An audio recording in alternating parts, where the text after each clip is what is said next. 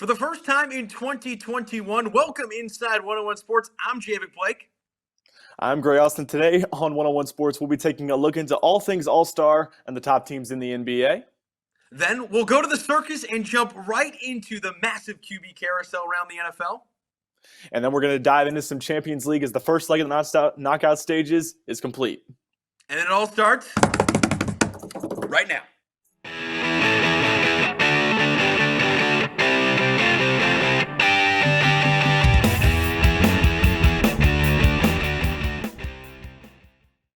Welcome inside episode 1 of 101 Sports. Javik Blake alongside Grass. And let's first step up into the box for today's quick hitters. And we're starting off with some huge news out of the world of golf. Great Tiger Woods involved in a very, very scary crash this past Tuesday.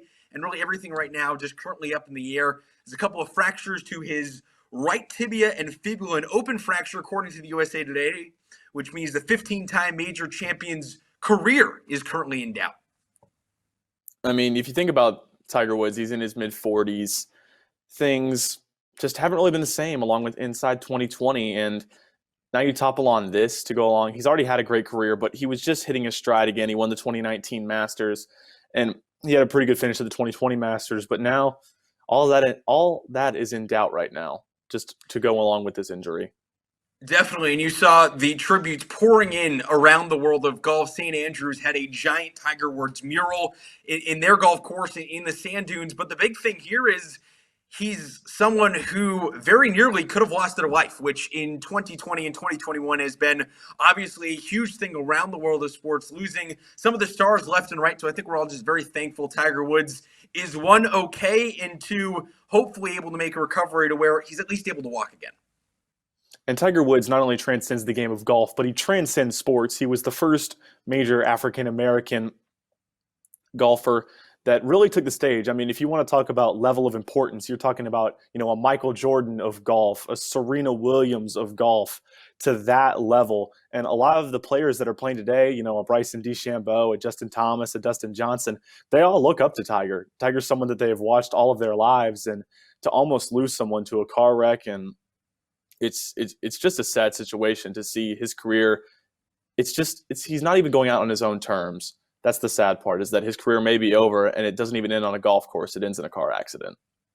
Definitely. One of the big things it brings up is Roy Campanella, back with the Brooklyn Dodgers back in the early 50s, got involved in a car crash, was paralyzed from the waist down, and that obviously ended his career, which was a Hall of Fame career, one of the best catchers in Dodgers history, both in Brooklyn and Los Angeles.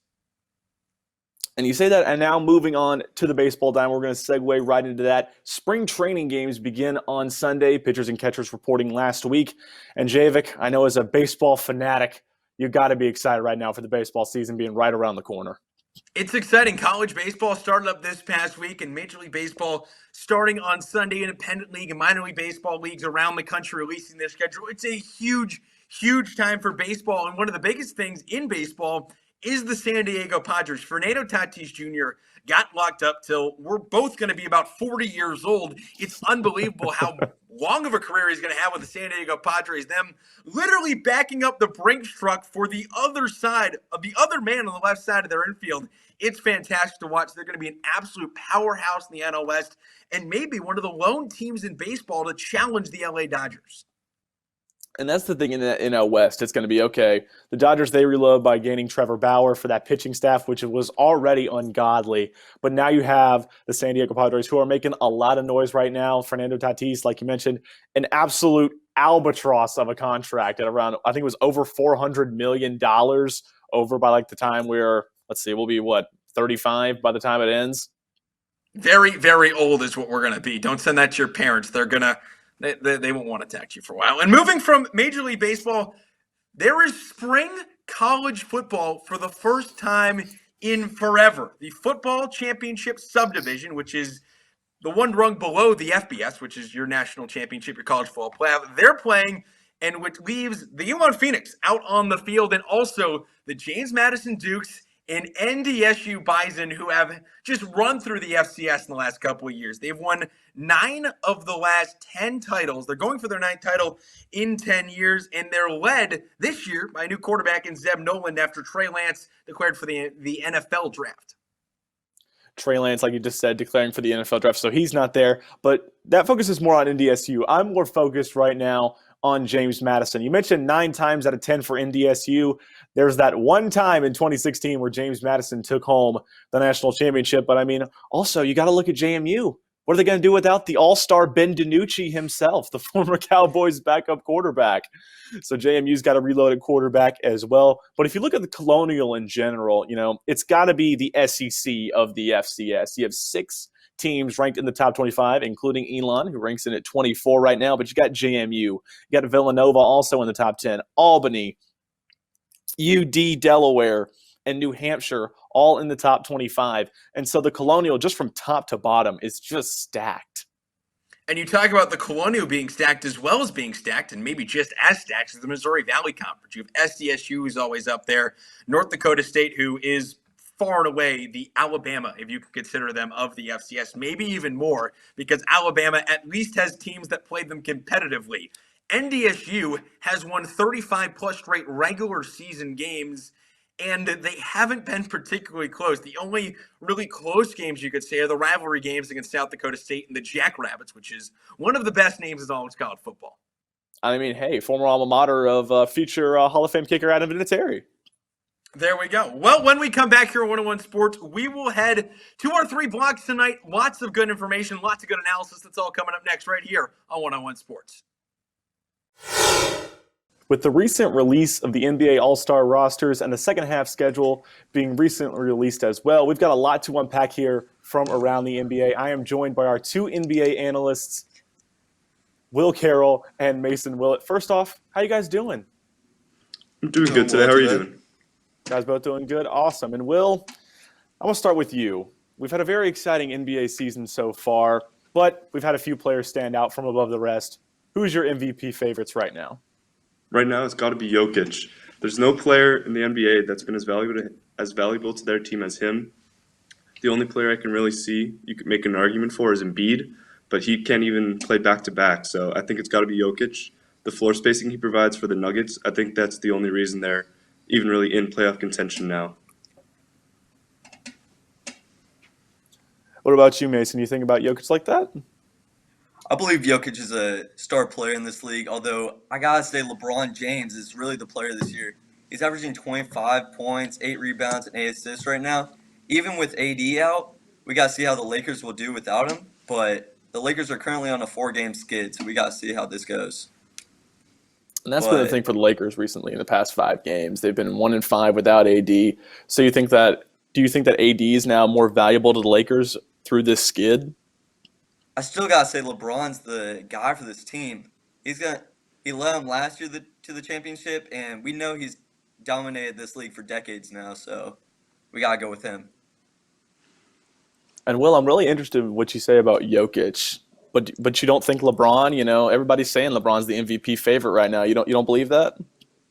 Personally, no. Like you said, the Lakers are 1-4 without AD. I think right now is a true test for LeBron to see how valuable he is. Well, he may be one of the top players in the league, even still at 36. I don't know if he's the most valuable. Like I said, Jokic is averaging 27, 11, and 8. What other center can do that? Nobody. I mean, I don't think we've ever seen a center average 8 assists. I don't know anything about that, but I do know that the Lakers are the second team in the West right now, even without AD. So I believe very they're interesting. third right now. Third right now. Mm-hmm. Well, you also know that the Phoenix Suns are going to be coming up, so get used to me here and talking about the Phoenix Suns. And Mason, I'm going to go to you right now. We've had a lot of teams show out, like we talked about the Lakers. You guys just talked about the Nuggets as well with Nikola Jokic. We've had a lot of teams playing at a very high level. If you had to pick a top 3 in each conference, who's going to fit that bill? I gotta go with Jazz, Clippers, and Lakers for the West, and then for my East, I gotta go with the Sixers, Nets, and Bucks right now. And of course, my number 1 for the West has to be the Jazz because right now they have the best record in the NBA. They're a very well balanced team, and that's why they're 26-6 right now. Yeah, I agree. I think top 3 in each conference are the same for me, but I think for the East, I think it's got to be the Sixers. Even though, like I said, Jokic is a lot better than Embiid in my opinion, you can't really compare the Sixers with with Embiid, Seth Curry, and Tobias Harris and Ben Simmons. Probably one of the best backcourts in the league. Okay, once again, we see no Phoenix Suns on the top three. So you guys just both went down in my pecking order because, the Suns are one of the hottest teams in basketball. So, but, talking about the Suns, the NBA All-Star rosters were released, and there are 4 newcomers, including Jaylen Brown and Zion Williamson, but there are a few key notable omissions, and I think that's where we're going to talk about. So, Will, who's going to be the biggest snub from this year's All-Star game? And you can't include Damian Lillard because it was a sham that he was not in the starting lineup. Yeah, I agree with you on that.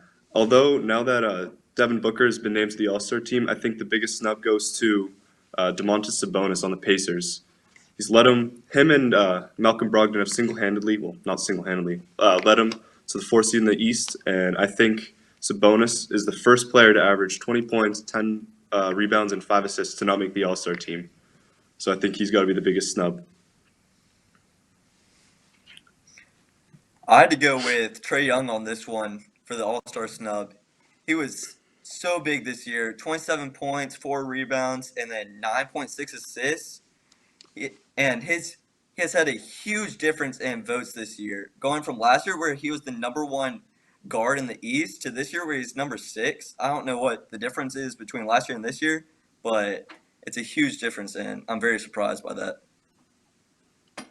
And again, Will, thank you for saying Devin Booker, because as LeBron said on Twitter, he is what was he? What is he? The most underappreciated, disrespected player in the league? Most underappreciated player in the NBA.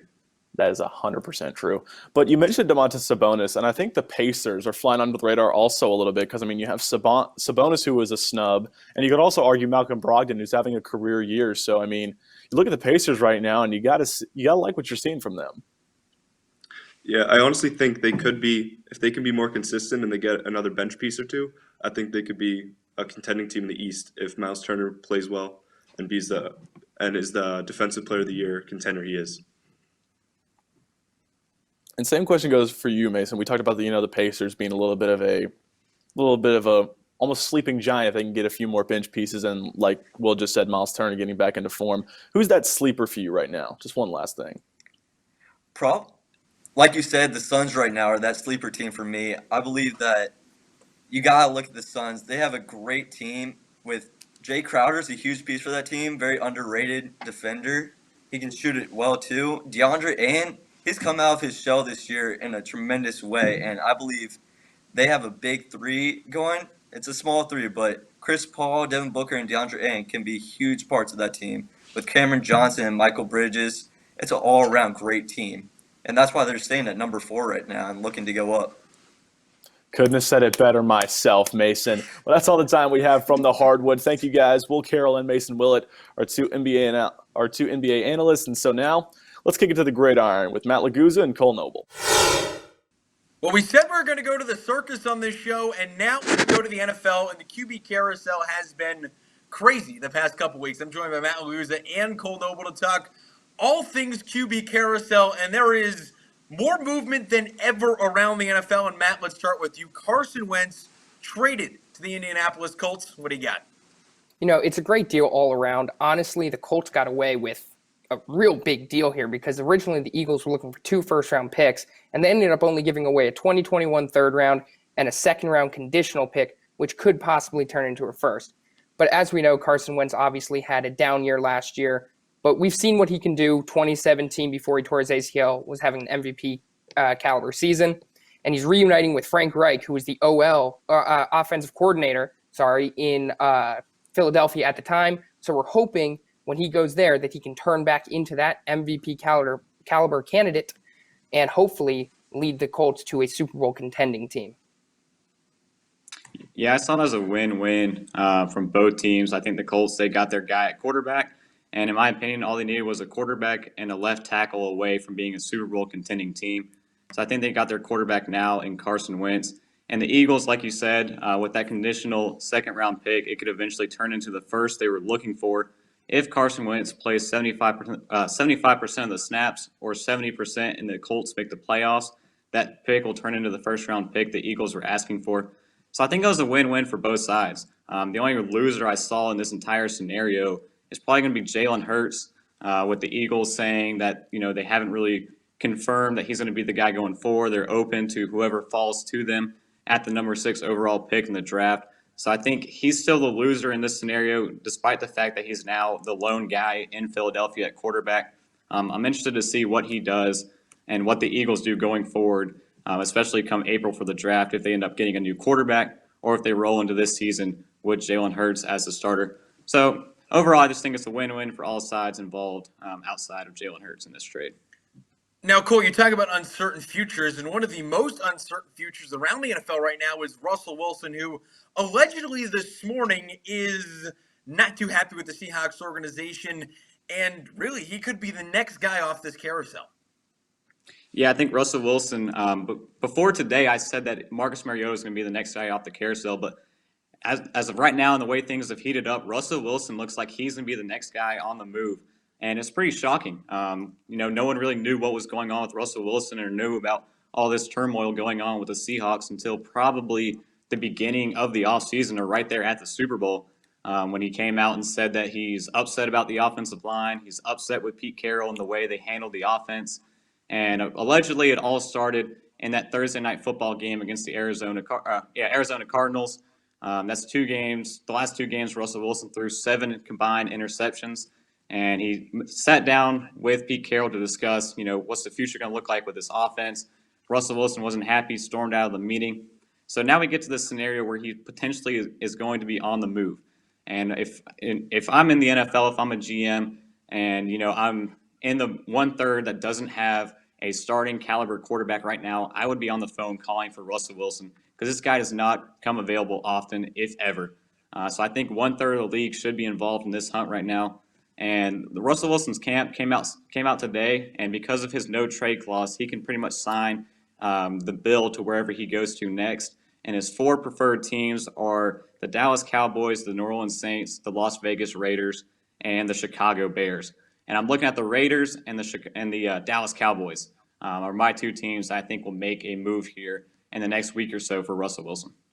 And the Cowboys, really one of the big players around the NFL, losing one of their star quarterback a year ago, looking for whether they're going to go with him, whether they're going with someone new. It's really all up in the air right now. Matt, you got Wilson as your next guy, or do you got someone else?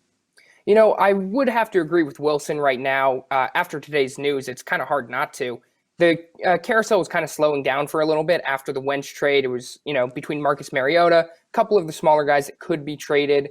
Not really sure. But one guy that we can keep an eye on is Jimmy Garoppolo, which could be a very interesting one. We've been hearing rumors, allegedly, the New England Patriots are in on him. They want a reunion.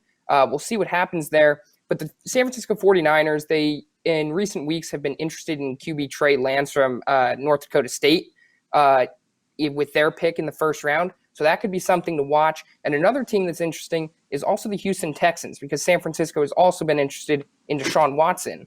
And as we know, if it is for Deshaun Watson, that could take a while. But that's another quarterback that we could keep an eye on that could be off the carousel soon. And Deshaun Watson, someone who a team is going to have to back up the Brinks truck for. Matt, the big thing here is Deshaun Watson and the Texans are at the opposite ends of the spectrum. Watson couldn't be more unhappy with the Texans, and the Texans couldn't want to keep Watson any more than they could. When does this holdout end? Because right now you have a player who doesn't want to play for a franchise that sees them as their franchise quarterback. I'll tell you this, it's not going to end anytime soon. So if you think about it, it's Deshaun Watson. He's going to hold out past the draft. They're not going to trade him. It's going to get into training camp. It could go longer. We'll see what happens, but Deshaun Watson does not want to play there. But they're going to try everything they can to keep him in Houston because they believe he's their guy. If he keeps going, he's not going to play for them again. That's not going to happen. So what are the chances of a, let's say, Le'Veon Bell situation where he just doesn't play the whole year? It's definitely possible, And obviously he doesn't want to play and the Texans don't want to trade him. It's all going to come down to how desperate the Texans are. Because right now they don't really have anybody else that can fill that role at quarterback. I think eventually they're going to have to trade him because otherwise they're not going to be able to do anything else. And Deshaun Watson's going to end up getting what he wants. Yeah, I think Houston's pretty much doing everything wrong right now because they're still holding out. This is, what it seems like from the Houston side. This is going to hold out all the way until training camp and OTAs begin for the season. I think they're missing out on a lot Because if you look at the teams interested and the teams that Watson's interested in, you got the Miami Dolphins, New York Jets, Carolina Panthers, and the Denver Broncos, all with top 10 picks in April. They're missing out on top 10 selections to potentially get their next guy at quarterback. And if they hold out past April, they're now out of that mix when it comes to the draft come April. And you look at the draft already. Houston has no first-round picks and no second-round picks. If they go through this draft and end up starting this draft in the third round, they're already losing when it comes to Deshaun Watson, because Watson, hands down, is not going to be playing as a Houston Texan from here on out. And if this draws out in the training camp, like Javik said, we're just going to see a Le'Veon Bell situation where Watson's not going to show up and Watson's going to keep taking these fines left and right until eventually he gets the trade that he wants. So, Cole, the big thing here is, where does he go? Because obviously Jack Easterby and the Texans are really bent on him being their starting quarterback in week one. And Watson, we all know, is not going to be their starting quarterback in week one. So what is the most likely landing destination for him? I think the most likely is going to be obviously the team that provides the most capital or in the most, the best package for Deshaun Watson. And yes, you got the Miami Dolphins with the number 3 overall pick and Tua Tagovailoa. You got the Jets with Sam Darnold, a plethora of picks, 2 first-round picks this year, including the second. I think Carolina can put up the most interesting package.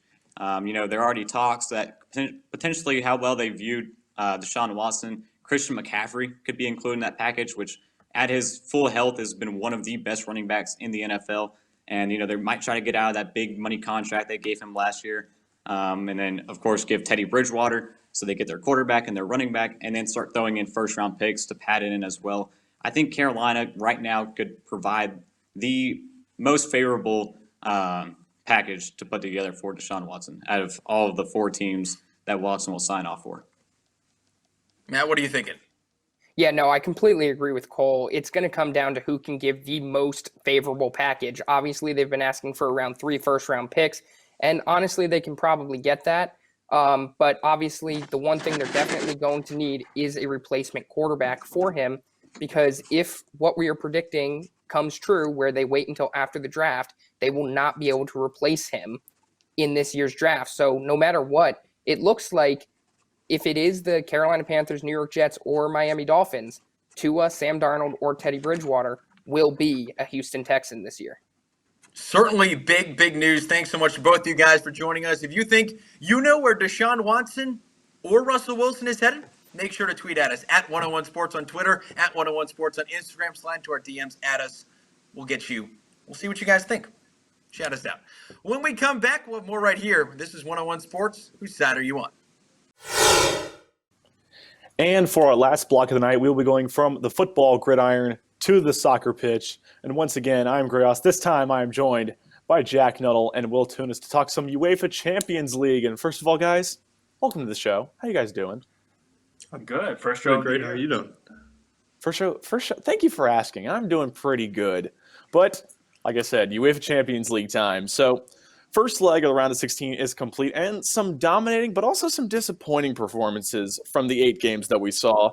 And let's start with the best of the best. If you had to pick a best of the best teams that performed in those 8 games, Jack, which club you taking?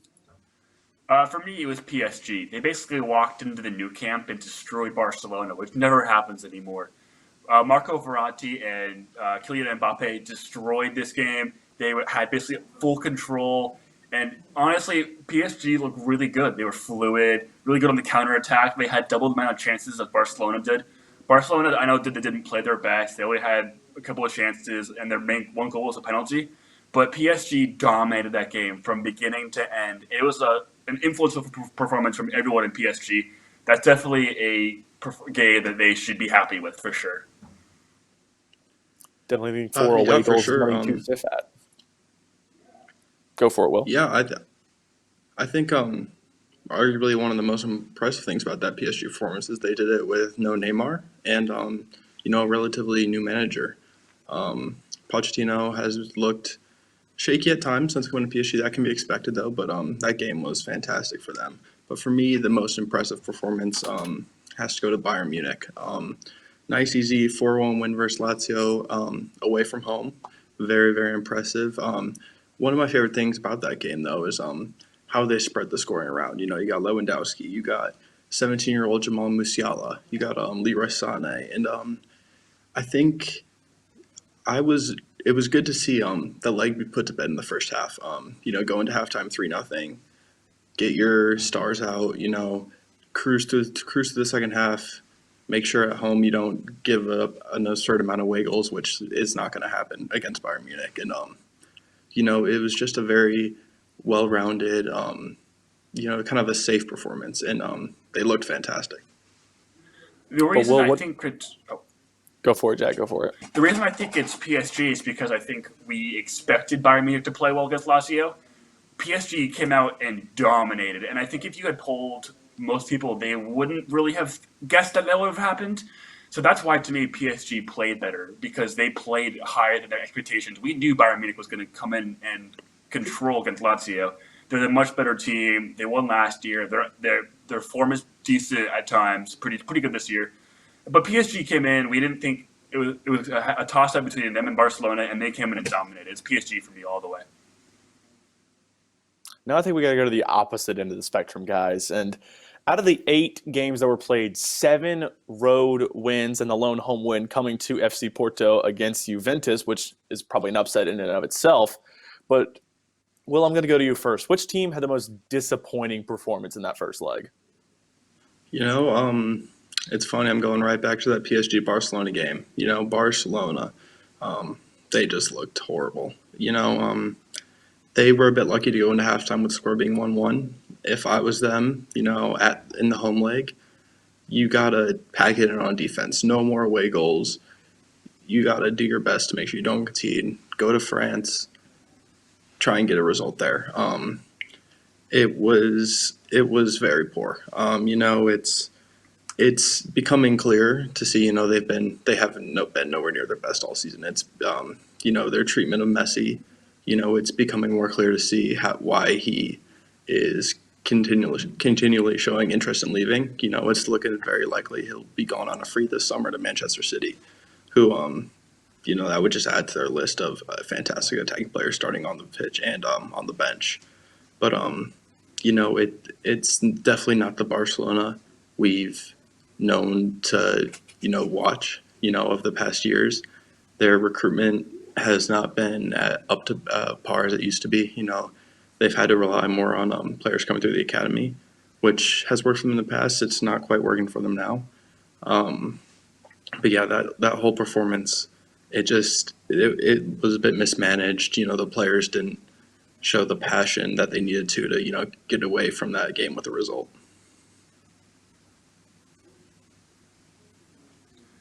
I think for me, I'm going to stay in Spain. It's Atletico Madrid against a Chelsea team that's been at times defensively pretty poor this season. They had 0 shots on target. At one point, I think they were in a 6-3-1 formation and basically had no intention of going forward or attacking at all. I don't really understand why Diego Simeone would put this plan together. I think they're the better team over Chelsea, and I think they should have done more at home, especially to try to get a couple more goals. They just sat back and were welcoming Chelsea, and honestly, it was a forgettable performance from Atletico Madrid. Luckily, it was only 1-0, and they're still definitely in this tie, but they got to do a lot better than they did in the first leg, because that was very, very poor from them. Yeah, and about that Atletico Madrid performance, it's one of those things where it's a bit similar to Diego Simeone and Jose Mourinho. They're happy to, play a bit more defensive and hit the team on the counterattack. And, sometimes it doesn't work out. But I think they weren't that disappointing for me. Chelsea, since Tuchel has taken over, they do look like they have improved. And, to only be beaten in a Champions League game by, a bit of individual brilliance from Olivier Giroud it's not something they should hang their heads over, in my opinion. Like you said, Chelsea have been improving, but they still don't look at their potential. Like they have a lot of room to improve. So I think a result at Stamford Bridge is definitely possible for them. I think I don't think it was as disappointing performance as I saw from Barcelona, but it definitely was not their best effort. And now you mentioned Olivier Giroud, one of the oldest strikers in the Premier League, who got that lone goal in the Chelsea 1-0 win over Atletico. But I want to get you guys' opinion on two of the best young players, if not two of the best young attackers in the world, who both shined brilliantly in the round of 16 matchups respectively. And that's going to be Kylian Mbappe and Erling Haaland. And those two, just if you want to build your club around a young striker that's got a lot of future, it's Mbappe and it's Haaland, and then there's everybody else. So which one of those two had the best performance in that first leg? Well, I'm going to go to you. There's absolutely no wrong answer to this question. Definitely, for me at least, the two best performances out of every game in the first leg, no matter what team you look at. And for me, I think it's a toss-up. I'm going to give it to Haaland. 2 goals and assists in a 3-2 win away from home. And what I loved about this performance is he did some stuff that I think if you look at every striker in the world, you can count the number of players on less than one hand that can do what he did. 2 goals and assists, like I said, 2 clearances. He was blocking shots. He made interceptions. He was useful when he got the ball at his feet. He was very efficient. Finding teammates. Putting shots on goal.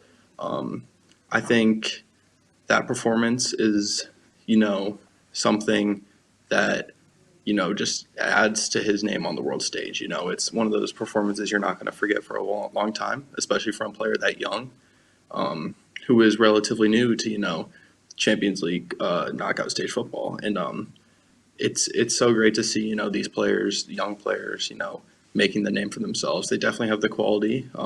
If they, keep their head in the right place as their career moves on, these are definitely going to be some of the best players in the world. Yeah, I will say it. There's no wrong answer here. Both performances of both players were amazing. I have to give it to Kylian Mbappe because here's why. There have only been 3 hat tricks by an away player at the new camp. This is the first since 1997, where it was Andrei Shevchenko. These are just kind of the performances at Camp Nou where this would have been a standing ovation for from the home team to the away team. It was such a game-changing performance. You don't replicate the kind of stuff anytime. He was just incredible. He was dynamic. And honestly, it was the passing of the torch from Messi to Mbappe. I think you can you saw Mbappe take the torch of, I'm going to be the best player in the world. This is where I do it. And those 3 goals are going to live in memory forever.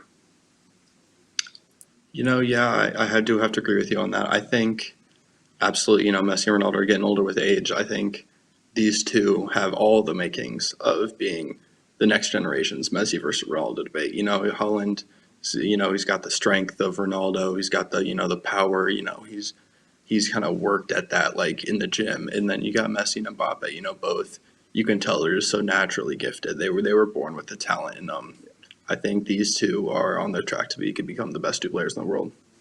Yeah, I agree. Totally. 100%. And with Borussia Dortmund winning 3-2 against Sevilla on the road with those 3 away goals, and like Jack mentioned, a 4-1 win for PSG. Should be an interesting quarterfinal draw, and hey, you never know. We may see those two playing against each other in the quarterfinals, semifinals, or even the final. Who knows? But that will do it here from the pitch here on 101 Sports. We'll be right back with more here on 1-on-1. Thank you all for watching another episode of 101 Sports. Make sure to follow us on social media at 101 Sports on Instagram and Twitter. From all of us here, I'm Gray Aust alongside Javik Blake. And as always, whose side are you on?